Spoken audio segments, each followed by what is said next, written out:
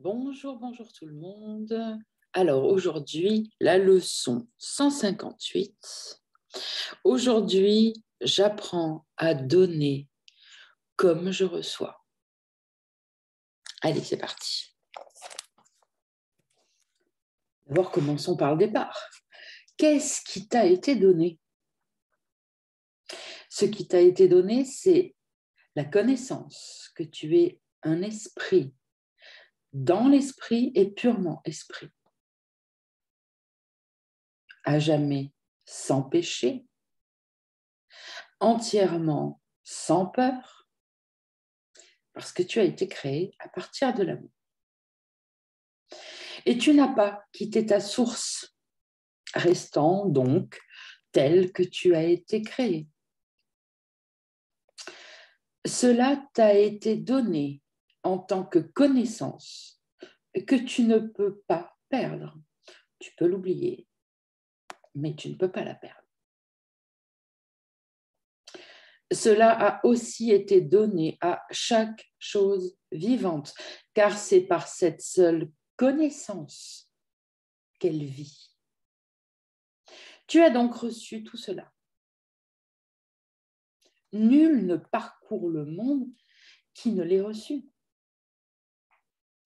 Ce n'est pas cette connaissance que tu donnes, car c'est ce que la création a donné. Et donc tout cela ne peut pas être appris, puisque ça a été donné. Qu'est-ce donc que tu vas apprendre à donner aujourd'hui? Notre leçon d'hier évoquait un thème qui se trouve au début du texte. L'expérience ne peut pas être partagée directement de la façon que peut l'être la vision. La révélation que le Père et le Fils sont un viendra à chaque esprit en son temps. Or, ce temps est déterminé par l'esprit lui-même et non enseigné. Ce temps est déjà fixé. Il semble être tout à fait arbitraire. Or, il n'est pas un pas en chemin qui soit fait uniquement par hasard, par qui que ce soit. Ce pas, il l'a déjà fait, bien qu'il ne soit pas encore embarqué. Car il semble seulement que le temps aille dans une seule direction. Nous ne faisons en réalité qu'entreprendre un voyage qui est déjà terminé. Et pourtant, il paraît avoir un futur qui nous est encore inconnu. Le temps est un truc de magicien. Le temps est un truc, un tour de main, une vaste illusion, où des figures vont et viennent comme par magie. Or, il y a un plan derrière les apparences qui ne changent pas. Le scénario est écrit. Le moment où l'expérience viendra mettre fin à tes doutes est fixé. Car nous ne faisons que voir le voyage depuis le point où il s'est terminé, regardant donc en arrière et nous imaginant en train de le refaire, revoyant mentalement ce qui s'est passé. Un enseignant ne donne pas l'expérience parce que l'expérience, il ne l'a pas apprise. Il l'a vécue.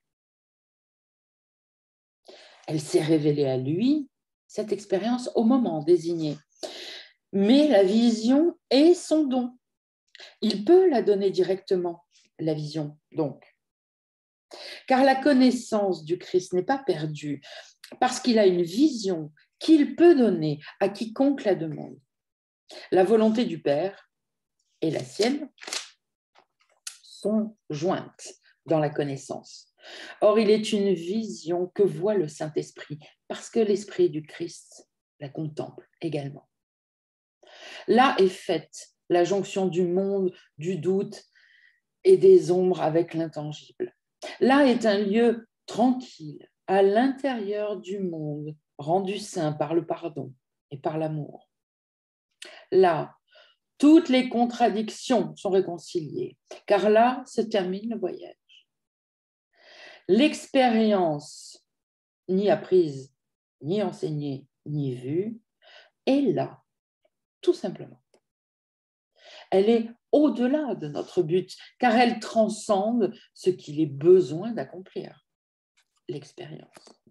Souvenez-vous, Jésus nous dit que le cours en miracle sert à nous faire des expériences, c'est son seul but. Elle est au-delà de notre but, car elle transcende, donc l'expérience est au-delà de notre but, car elle transcende ce qu'il est besoin d'accomplir. Ce qui nous concerne, c'est la vision du Christ. Cela, nous pouvons l'atteindre. La vision du Christ a une seule loi. Deux points, j'ai envie de dire, ouvrez les guillemets. Elle ne regarde pas un corps, la vision du Christ, en le prenant pour le Fils que Dieu a créé. Fermez les guillemets. La vision du Christ contemple une lumière au-delà du corps, une idée au-delà de ce qui peut être touché, une pureté non ternie par les erreurs, les fautes pitoyables et les pensées effrayantes de culpabilité venues des rêves de péché. La vision du Christ ne voit pas de séparation et elle regarde chacun, chaque circonstance, tous les événements et tout ce qui arrive sans le moindre affaiblissement de la lumière qu'elle voit. Elle peut s'enseigner et doit être enseignée par tous ceux qui voudraient l'atteindre. Petit coup de stabilo sur celle-là. Je ne fais pas souvent pendant la lecture du matin, mais je fais même moi aussi. Elle peut s'enseigner la vision du Christ et doit être enseignée par tous ceux qui voudraient l'atteindre. Elle requiert seulement de reconnaître que le monde ne peut rien donner, rien dont la valeur puisse se comparer même vaguement avec elle-même, cette vision du Christ. Ni fixer un but qui ne disparaisse simplement une fois que cela est perçu. C'est cela que tu donnes aujourd'hui. Ne vois personne comme un corps. Accueille-le comme le Fils de Dieu qu'il est, en admettant qu'il ne fait qu'un avec toi en sainteté. Ainsi, ses péchés lui sont pardonnés, car le Christ a une vision ayant le pouvoir de passer sur eux tous, sur tous les péchés. Dans son pardon, les péchés disparaissent. Non vus par l'un, avec un U majuscule, eh bien, ils disparaissent simplement parce qu'une vision de la sainteté qui se trouve au-delà d'eux vient prendre leur place. Le pardon remplace les péchés, bien sûr. Peu importe quelle forme ils avaient prise, ni combien ils semblaient être énormes, ces péchés, ni qui semblaient avoir été blessés par eux, tous ces péchés, avec la vision du Christ, ils ne sont plus disparus. Et tous les effets qu'ils semblaient avoir, toutes les conséquences qu'ils ont semblé provoquer, ont disparu avec eux. Défaits et plus jamais faits. Ainsi, tu apprends à donner comme tu reçois. Et ainsi, la vision du Christ te regarde aussi, sans péché, innocente. Cette leçon n'est pas difficile à apprendre si tu te souviens qu'en ton frère, tu ne vois que toi-même. Tu vis dans un champ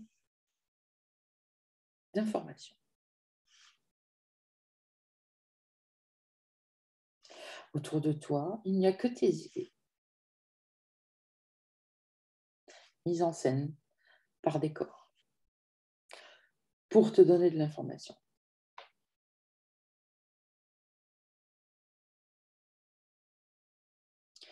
Je le redis. Ainsi, tu apprends à donner comme tu reçois, et ainsi la vision du Christ te regarde.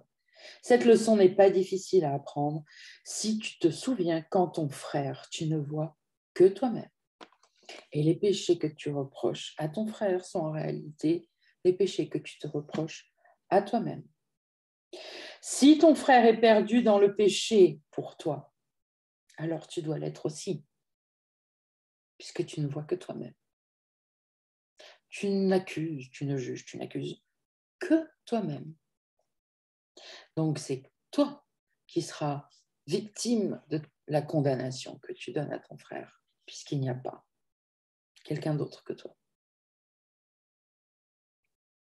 Chaque frère que tu rencontres aujourd'hui te fournit donc une autre chance de laisser la vision du Christ luire sur toi et t'offrir la paix de Dieu. Peu importe quand vient la révélation, car elle n'est pas du temps, elle est de l'éternité. Or, le temps a encore un don à faire, dans lequel la véritable connaissance se reflète de façon si exacte que son image partage son invisible sainteté. Sa ressemblance brille de son amour immortel. Nous nous exerçons à voir avec les yeux du Christ aujourd'hui et par les saints dons que nous faisons. La vision du Christ nous regarde aussi. Je ne vous rappelle plus la pratique, vous commencez à y être coutumier. Je vous souhaite une bonne journée. Étudiez bien votre leçon. C'est la plus grande source de joie que vous pourrez trouver sur cette terre. Apprendre vos leçons. À demain.